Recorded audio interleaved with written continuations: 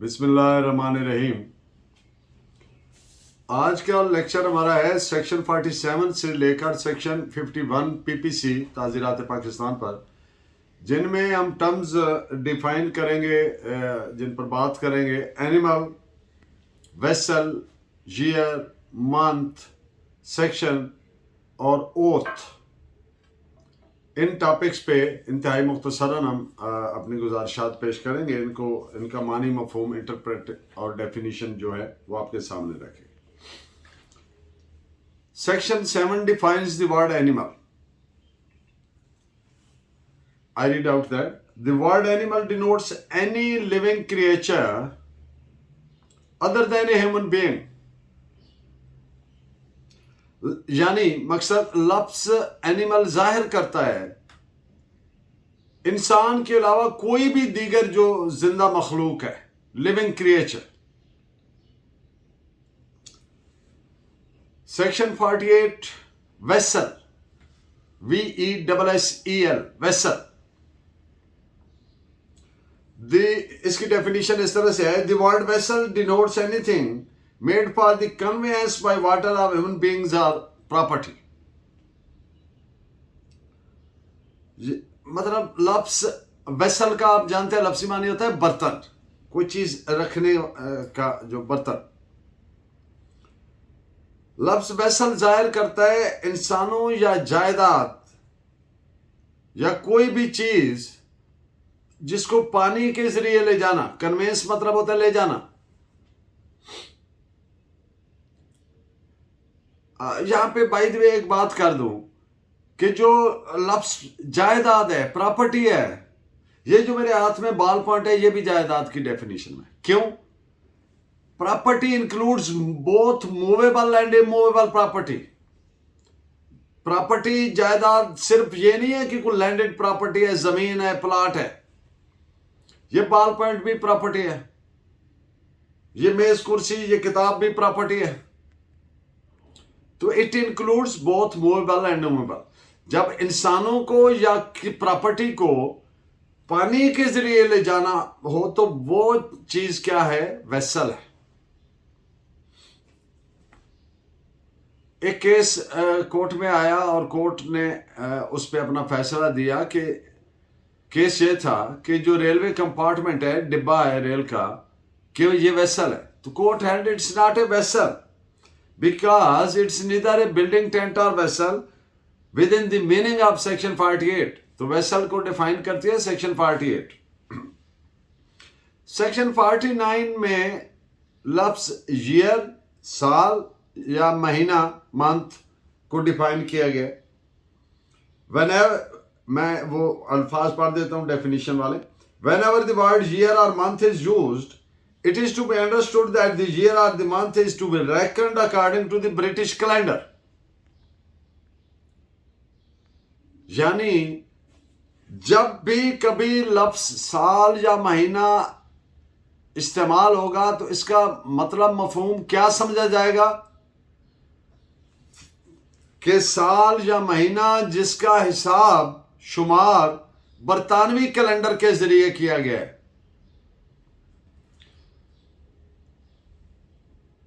एक बात इससे रिलेटेड कर दूं कि सब कॉन्टिनेंट में मोरखा 2/9/1752 1752 सितंबर 2 सितंबर से नाफिजुल अमल है ब्रिटिश कैलेंडर।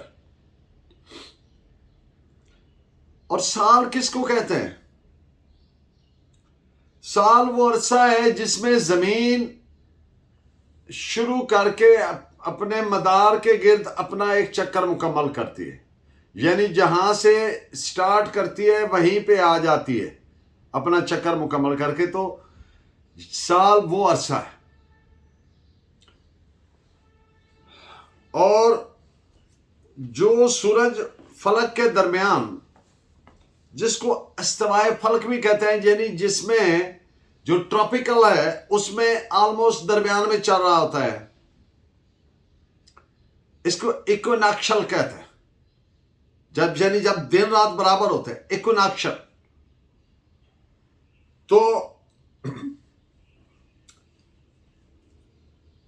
इसकी लंबाई यूनिफॉर्म नहीं होती, एक जैसी नहीं होती, ये तकरीबन होता है, थोड़ा घटता बढ़ता चेंज होता रहता है, वेरी करते हैं। और ये जो चक्कर मैंने अर्ज किया कि मदार का एक चक्कर मुकम्मल करती है जमीन जब अपने ऑर्बिट का, तो इसे सोलर ईयर कहते हैं, शमसी साल या ट्रॉपिकल ईयर भी कहते हैं। और इसकी एग्जैक्ट लंबाई कितनी है?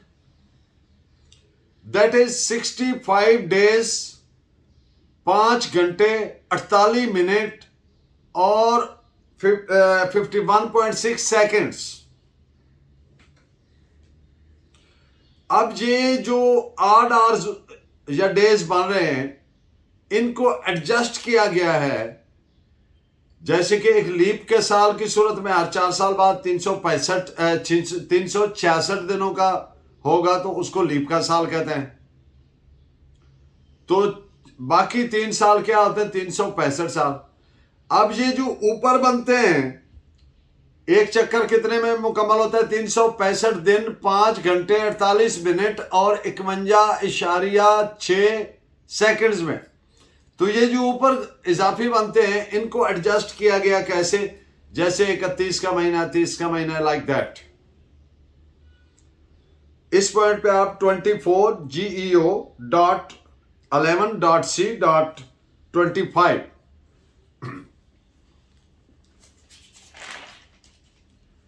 अब बात करते हैं सजा के रेफरेंस से, सजा का शुमार। ये साल और महीना और इनकी ये बातें क्यों की गई हैं? तो क्रिमिनल लॉ की बात कर रहे हैं, तो इसमें फिर हमें कहां पे इसकी जरूरत पड़ेगी कि एक आदमी की सजा जो है, सेंटेंस, उसको कैसे रेकन करेंगे, उसका हिसाब शुमार कैसे करेंगे? तो रिमेंबर, साल मीन्स 12 कैलेंडर मंथ्स और महीना अपने मुकर्रर शुदा डेज के मुताबिक शुमार होगा, भले वो 31 का है, भले वो 30 या 28 का है, महीना शुमार होगा। ये नहीं कह सकते कि ये तो जनाब 28 दिन अभी, तो ये महीना तो नहीं हुआ। नो, जैसे अगर फेब है तो फेब कैलेंडर मंथ में कितने का है? 28 का है, तो 28 का ही शुमार होगा। अगर 29 का आता है तो फिर 29 का होगा। इस पे आप रेफरेंस नोट फरमा लें। और एक बात, रेफरेंस से पहले, जिस दिन सजा सुनाई जाएगी मुलजिम को, वो दिन सजा में शामिल तस्वर होगा। दिस इज इसका रेफरेंस है स्टीफन्स क्रिमिनल लॉ, पेज 155। और जो महीना है, मंथ है, month mean a month reckoned according to the British calendar. ये उसकी डेफिनेशन प्रोवाइडेड है सेक्शन 49 में। और महीना, मुकम्मल महीना शुमार होगा, चाहे वो 31 का है, चाहे वो 28 का है, चाहे 30 का है। इस पे आप 2 जजमेंट्स नोट फरमा लें, 1987 CLC 1471 एंड 1987 CLC 868। और इसी तौर से साल का शुमार होगा ब्रिटिश कैलेंडर के मुताबिक, और इसको यही समझना है कि साल 365 दिन का होगा एक्सेप्ट लीप ईयर। इस पे आप रेफरेंस नोट फरमाएं, यूपी 1987 AWC 153। सेक्शन 50 PPC, ये लफ्ज सेक्शन को डिसाइड करता है। सेक्शन हम रोज बोलते हैं सेक्शन 302, सेक्शन फलां, सेक्शन फलां। तो अभी भी मैंने बात की सेक्शन 50। तो सेक्शन है क्या? इसकी डेफिनेशन पढ़ने से पहले इसका जो जेनेरिक है, जहां से ये लफ्ज निकलता है, जो फैमिली है वर्ड की, वो वर्ड है सेक्ट। सेक्ट का मानी होता है कि बड़ी चीज का कोई हिस्सा, मेन का कोई हिस्सा, पार्ट, टुकड़ा। सेक्टर, सेक्शन, ये सारे अल्फाज इससे लिख रहे हैं। तो सेक्शन मीन्स कि चैप्टर का वो हिस्सा जिसको नंबर लगाकर प्रीफिक्स कर दिया गया है।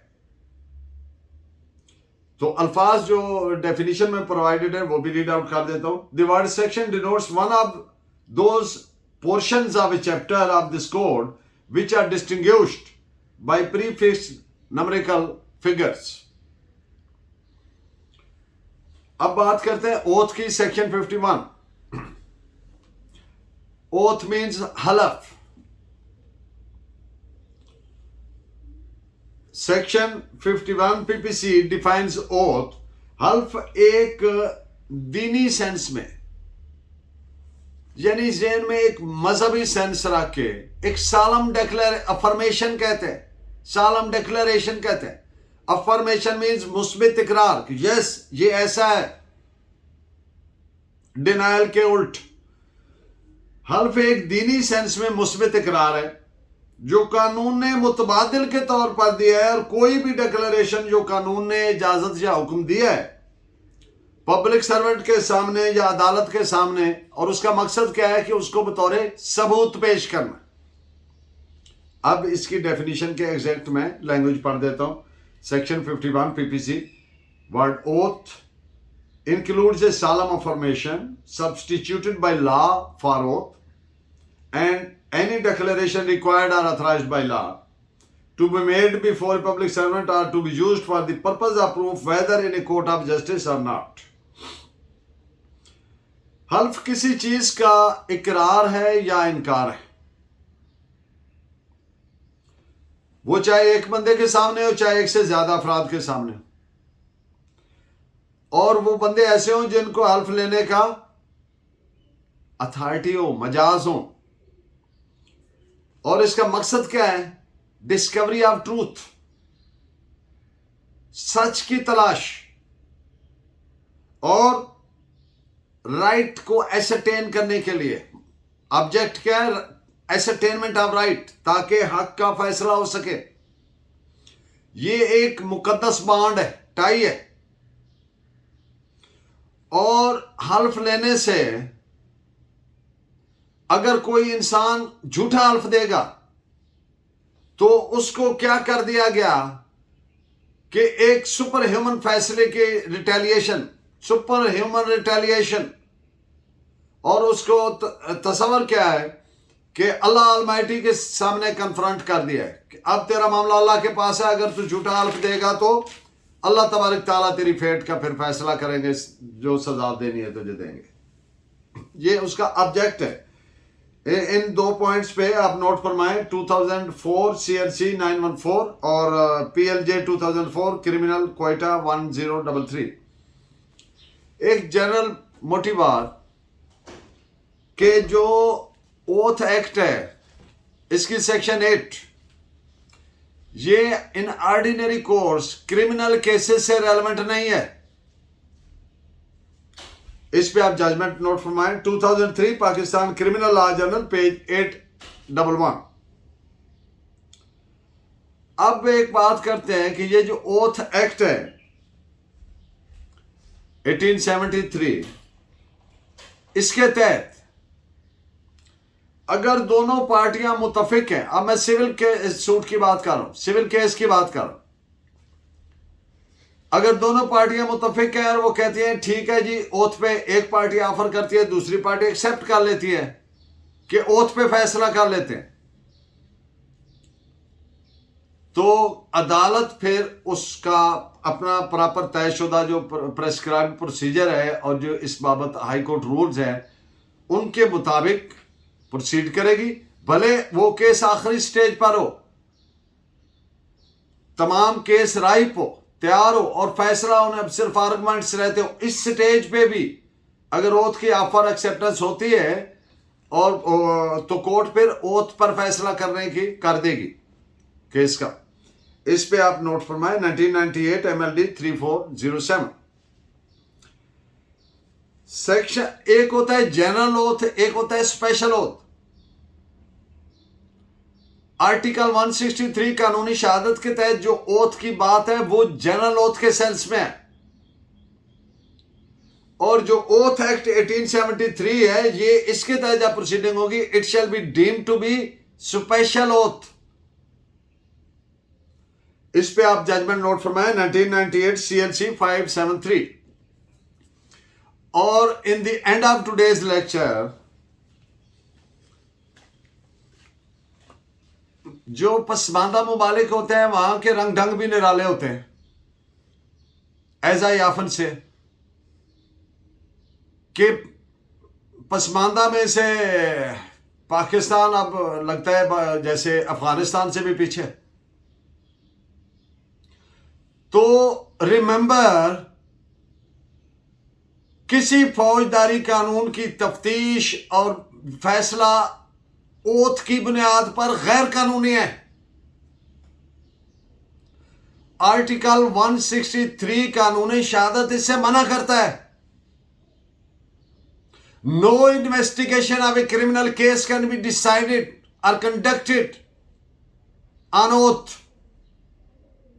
क्योंकि आर्टिकल 163 मना करता है कानूनी शहादत। अब ये बात क्या है? ये कानून की बात है। और अमल देखें तो हर थाने में वो कहते हैं ले आओ जी कुरान पाक। और दई इलाकों में तो थानों के साथ एक मस्जिद भी होती है जहां पे नमाज कम पढ़ते हैं और हलफ ज्यादा उठाते हैं। लगता है ये मस्जिद बनाई इसीलिए। तो remember, at the cost of repetition I am saying के ये गैर कानूनी है।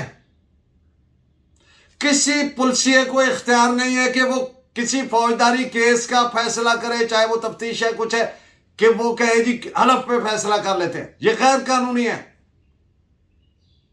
Thank you very much. Keep watching, keep guiding me by your valuable comments. अल्लाह ने के बाद।